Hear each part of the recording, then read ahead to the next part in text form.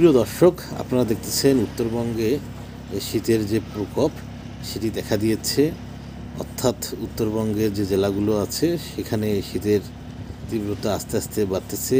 এটি বিকেল 3:30-এর দৃশ্য। গতকাল শীতের প্রকোপ একটু বেশি বেড়েছে, সেটি আমরা ভিডিও করে আপনাদের মাঝে শেয়ার করার চেষ্টা করতেছি। উত্তরবঙ্গে শীত মূলত মার্চের প্রথম সপ্তাহ পর্যন্ত প্রচণ্ড শীত থাকে। কুয়াশাচ্ছন্ন শীতের সকালে মানুষ খুবই কষ্টদায়ক দিন যাপন করে, বিশেষ করে উত্তরবঙ্গের জেলাগুলোতে। শীতের যে প্রকোপ দিন দিন উত্তরবঙ্গের জেলাগুলোতে বাড়তেছে, সেটি একটি লক্ষণ দেখা যাচ্ছে।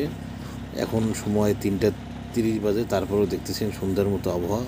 মনে হচ্ছে প্রায় সন্ধ্যা বা রাত হয়ে যাবে, কিন্তু এখন সময় 3:30। এখন সূর্যের দেখা নেই।